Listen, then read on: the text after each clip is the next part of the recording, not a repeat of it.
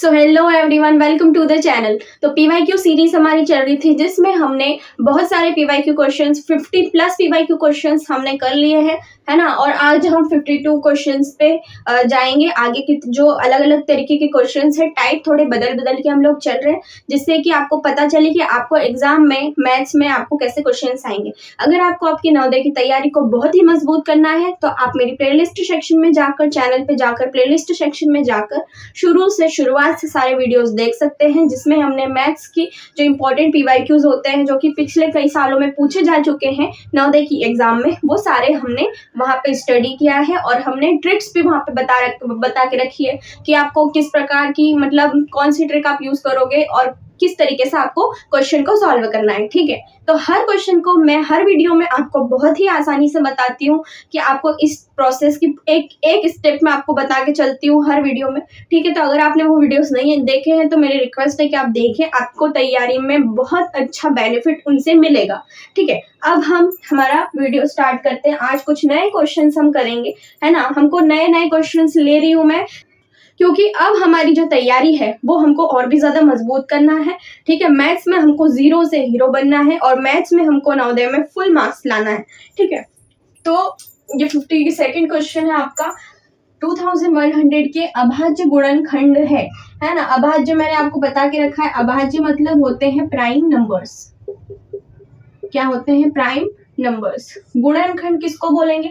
गुणनखंड उनको बोलेंगे जब हम एलसीएम लेते हैं और जिनसे जिनसे हम गुणा करते हैं वो क्या होते हैं? आपके गुणनखंड होते हैं। ठीक है, समझ में आ गई? वो आपके गुणनखंड होते हैं। अब पूछा है कि अभाज्य गुणनखंड, तो अभाज्य, सबसे पहले तो ये बताओ कि अभाज्य संख्याएं क्या होती है ना, जो कि 1 से डिवाइड होती है, जो 1 की टेबल में आती है और वो खुद की टेबल में आती है, वो होते हैं प्राइम नंबर्स। फॉर एग्जाम्पल 2, 3, है ना, फिर 5 हो गया, उसके बाद 7 हो गया, उसके बाद आपका 11 हो गया, है ना। तो ये सब क्या है? ये सब आपके प्राइम नंबर्स हैं, अभाज्य संख्याएं हैं। जैसे फॉर एग्जांपल 2 है, तो 2 सिर्फ 1 की टेबल में आएगा और 2 सिर्फ 2 की टेबल में ही आता है। 3 है तो 3 सिर्फ 1 की टेबल में आएगा और 3 की टेबल में आएगा। यानी कि वो नंबर जो कि खुद की टेबल में आता है, किसी और की टेबल में नहीं आता, वो क्या होता है? प्राइम नंबर होता है। ये समझ में आ गया प्राइम नंबर क्या होता है? अब क्वेश्चन में क्या पूछा है कि 2100 के अभाज्य गुणनखंड है। तो देखो, मैं इस क्वेश्चन को करने की आपको एक ट्रिक भी बता देती हूँ। ठीक है, उस ट्रिक के माध्यम से, पहले तो मैं आपको ट्रिक बताऊंगी, उसके बाद मैं बताऊंगी कि आपको शुरुआत से कैसे, मतलब थोड़ा सा डिटेल सॉल्यूशन हम कैसे कर सकते हैं और गुणनखंड कैसे निकालते हैं वो भी बताऊंगी। सबसे पहले ट्रिक क्या है वो सुनो। ट्रिक ये है कि अगर हमको अभाज्य गुणनखंड बोला है, मतलब इसका मतलब है कि सारी संख्याएं जो है वो अभाज्य होना चाहिए। ठीक है, मतलब जितने भी गुणनखंड हैं वो कैसे होना चाहिए? अभाज्य होना चाहिए, प्राइम नंबर्स होना चाहिए। तो हमको पता है कि 2, 3, 5, 7, 11, है ना, 13, ये सब क्या है? प्राइम नंबर्स है। यानी कि हमारे जो ऑप्शन में है वो आंसर जो हमारा होगा वो अभाज्य संख्याएं उसमें होंगी। अगर कोई आपको जो ऐसी संख्या दिखे जो अभाज्य नहीं है तो आप उसको ऑप्शन को गलत कर सकते हो। फॉर एग्जाम्पल देखो, हमको कैसे आंसर निकालना है। ठीक है, एक ट्रिक बताती हूँ जिससे आप ऑप्शन के द्वारा ही आपका आंसर फटाफट निकाल लोगे। जैसे हमको पता है कि अभाज्य गुणनखंड, हमको ये चीज भी पता है कि अभाज्य मतलब प्राइम नंबर होता है, और प्राइम नंबर वो नंबर है जो सिर्फ खुद की टेबल में आता है। कौन कौन से नंबर होते हैं जो प्राइम नंबर्स होते हैं? 2, 3, 5, 7, 11, 13, यानी कि ये नंबर्स ही होना चाहिए, इसके अलावा कोई दूसरा नहीं होना चाहिए। तो देखो यहाँ पे पहले ऑप्शन नंबर ए चेक करो। 2 प्राइम नंबर है, 2 प्राइम नंबर है, 7 एक प्राइम नंबर है, 5 एक प्राइम नंबर है, लेकिन 15 प्राइम नंबर नहीं होता। ठीक है, तो ये तो आपका ऑप्शन आ नहीं सकता। आ सकता है क्या? नहीं आ सकता। अब दूसरा है 2 प्राइम नंबर, 2 एक प्राइम नंबर है, 3 एक प्राइम नंबर है, 5 एक प्राइम नंबर है, लेकिन 35 एक प्राइम नंबर नहीं है, इसलिए ये भी नहीं आएगा। ठीक है, ये वाला देख लो। 3 प्राइम नंबर है, 5 प्राइम नंबर है, 5 प्राइम नंबर है, 7 प्राइम नंबर है, लेकिन 4 प्राइम नंबर नहीं है, तो ये भी नहीं आएगा। ये वाला आएगा। ये वाला क्यों आएगा? क्योंकि 2 प्राइम नंबर है, 2 भी प्राइम नंबर है, 3 भी प्राइम नंबर है, 5 भी प्राइम नंबर है और 7 भी प्राइम नंबर होता है। तो सी आपका क्या हो जाएगा? आंसर हो जाएगा। ठीक है, ये तो मैंने बताया कि ट्रिक से कि आपने फटाफट आंसर ले आए, है ना, क्वेश्चन को समझ के आप आंसर ले आओ, ये एक तरीका है। और दूसरा एक तरीका जो कि असल में वैसे ही सॉल्व किया जाता है। ठीक है, मैं आपको बताती हूँ कि कैसे करना है।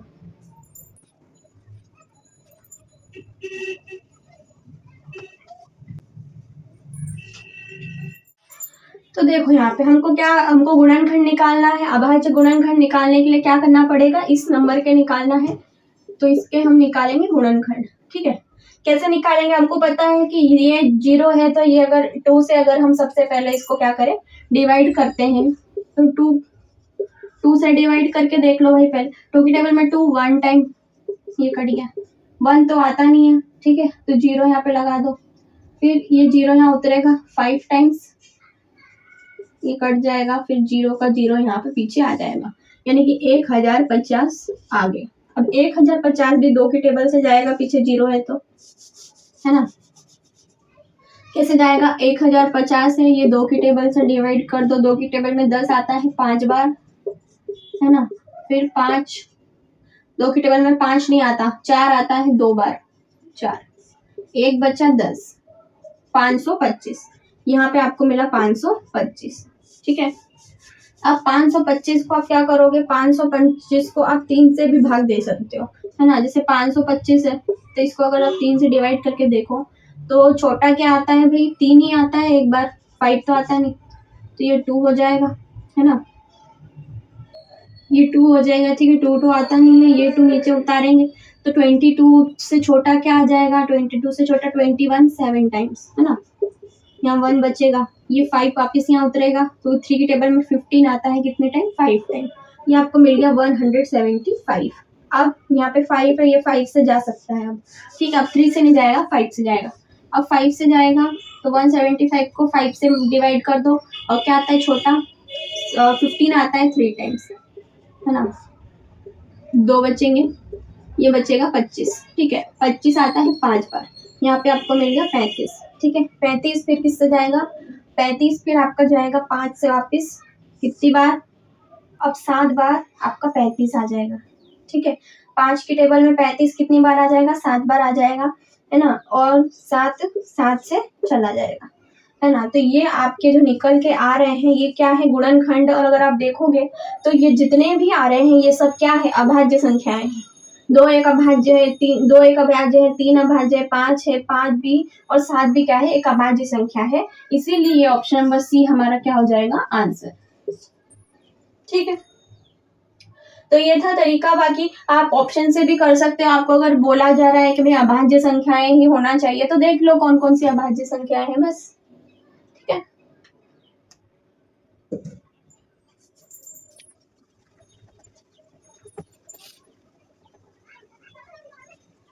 कि क्या है क्वेश्चन, कि 6 के प्रथम 5 गुणजों के योग, है ना। सबसे पहले तो 6 के 5 गुणज लिख लो, है ना।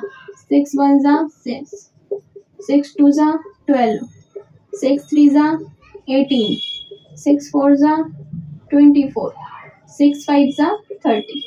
ठीक है, इतना समझ में आ गया। अब क्या बोला है कि इनके योग से आने वाली संख्या के जो दहाई पे के स्थान पर होगा और जो इकाई के स्थान पर होगा, उन अंकों को आपका क्या करना है, अंतर करना है, यानी कि दोनों को माइनस करना है।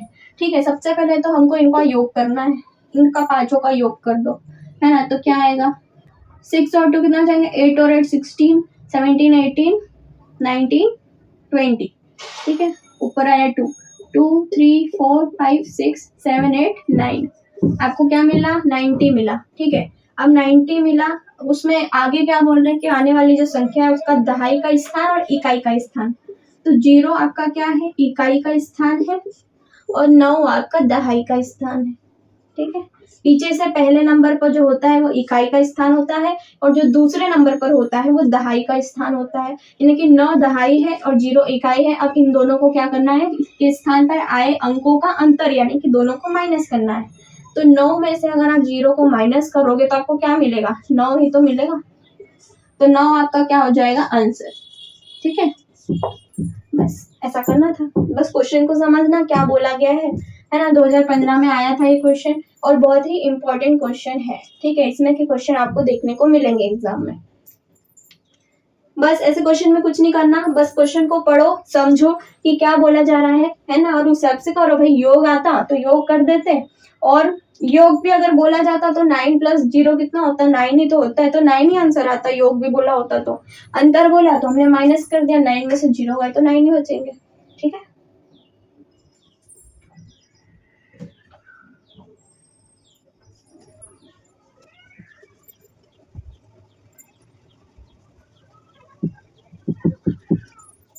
क्वेश्चन क्या है कि 12 और 15 इनके उभयनिष्ठ गुणनखंड कौन कौन से हैं। उभयनिष्ठ गुणनखंड क्या होता है, जैसे कि किसका निकालने का बोला है, 12 और 15 का।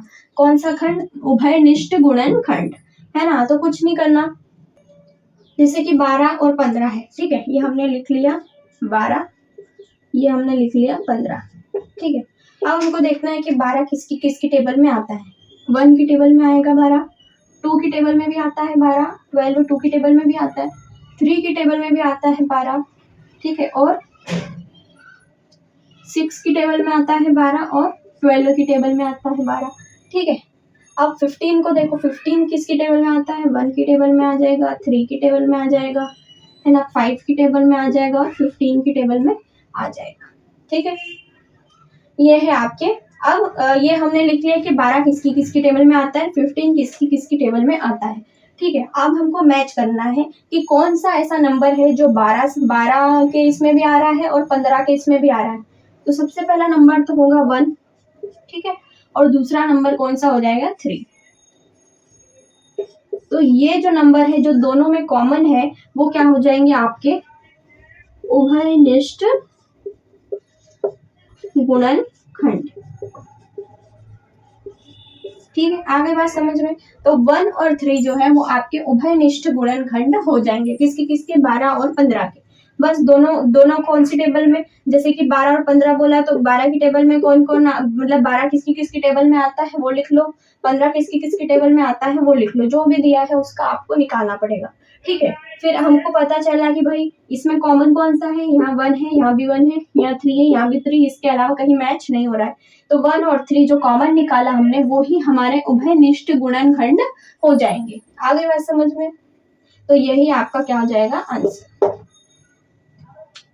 ठीक है। तो इस प्रकार के क्वेश्चंस भी आपको आएंगे, ठीक है। तो ये थे हमारे कुछ क्वेश्चंस जो कि पीवाईक्यू से हमने लिए थे, प्रीवियस ईयर क्वेश्चंस जो कि पिछले साल पूछे जा चुके हैं, ठीक है। और इसी प्रकार के क्वेश्चंस आपको एग्जाम में देखने को मिल सकते हैं। और मैं अपने हर वीडियो में बोलती हूँ कि 80 to 85% जो है वो यहीं से, कभी कभी तो ऐसा होता है कि same to same question exam में दे देते हैं, ठीक है, और कभी कभी नंबर बदल देते हैं, कभी कभी कंफ्यूज करने के लिए आपको सवाल घुमा देंगे, है ना। तो आपको समझना पड़ेगा कि सवाल में आपको निकालना क्या है, ठीक है। आपको पहले क्वेश्चन को 2 से 3 बार पढ़ना है, 2 से 3 बार पढ़ने के बाद ही आपको समझना है क्वेश्चन को, और समझने के बाद उसको देखना है कि वो कैसे हल हो सकता है, ठीक है।